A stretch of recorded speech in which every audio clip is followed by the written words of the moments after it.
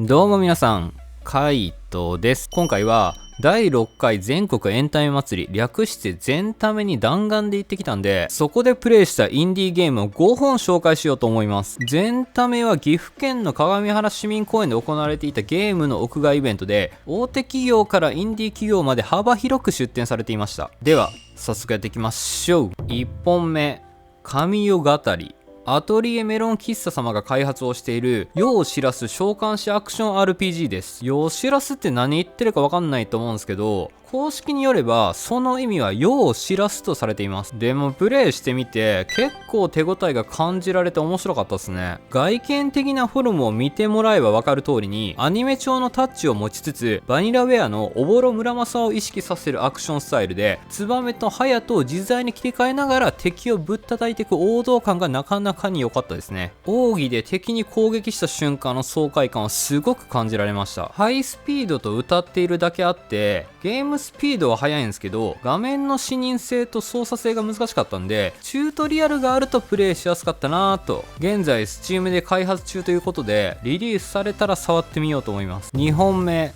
螺旋令嬢スパイラルお嬢様挑発のマキナ。シルバースタージャパン様が開発をされている金髪縦ロールお嬢様アクションです。要はロックマン X ライクなステージ突破型アクションですね。こちらは2023年12月7日に任天堂スイッチで発売予定で、女性主人公と 2D アクションという組み合わせで飛びつきました。金髪縦ロールでの画面移動や可愛らしい近接攻撃、フルボイスのキャラクターの掛け合いに飽きさせない工夫がありましたね。肉丸 Q 先生が漫画を公式で掲載しているのもあって、とても刺さる少女は魅力的でした。アクションで縦ロール移動が慣れればスイスイ突破できるバランスはかなり良かったんですけど、コントローラーのボタン配置がめちゃくちゃ特殊。 B ボタンが攻撃で A ボタンがジャンプ、 Y と X の割り振りがない仕様でした。ここで絶対操作で戸惑う人がいると思うんで、通常なら Y ボタンが攻撃、 B ボタンがジャンプ、 X ボタンが特殊攻撃、 A ボタンが技スロット切り替え、 ZL と ZR が髪の毛ワイヤー発射が無難かなと。チュートリアルとコマンド表がないので加えてほしい。さらに金額が6380円というすごい強気なんで、それを含めても操作ボタンをめちゃくちゃ改善してほしい。リリースされたら多分買ってるけども。3本目、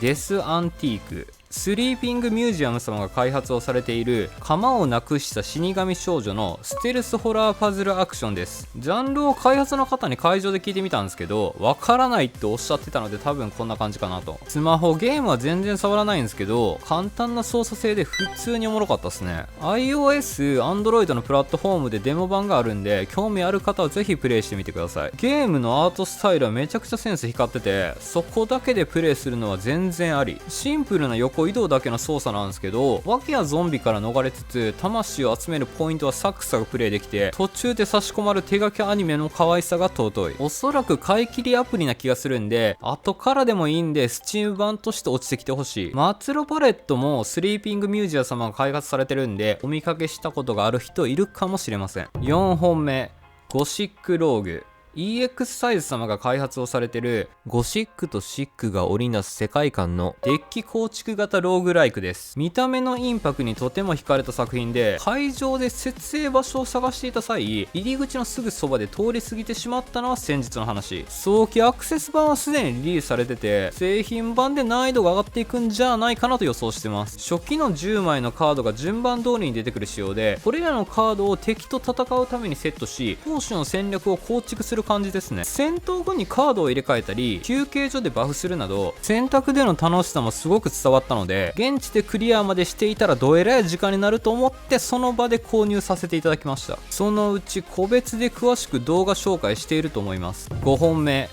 アーマメントガールズ。肉橋様が開発されているハイスピード SF ソードシューティングです。シューティングといっても実際には近接戦闘がメインで、チェーンのように連続的な攻撃が爽快感を味わえます。デモボスクリアまでプレイさせていただいたのですが、次から次へと雑魚敵を攻撃していくハイスピードアクションが楽しめるのが良くて、時を止めながらの斬撃やド派手なアクションは手触りがとにかくいい。キャラクターのセリフはなかったんで、ちょっとしたストーリー含めてこれから肉付けされていくのかなと。会場に行かないと絶対に気づかないゲームでした。リリースは Steam を予定されているそうなので、その時にはぜひプレイさせていただこうと思います。全タメでプレイしたインディーゲームを5本紹介しました。ビットサミット2023に足を運んでからの全タメでしたが、マニアックなゲームの会場というのは雰囲気だけで心躍りますね。ほんまにこれからもこういうイベントがあったらできるだけどんどん参加していきたいんで、この機会にぜひインディーゲームに触れて楽しい作品を探してみませんか。きっと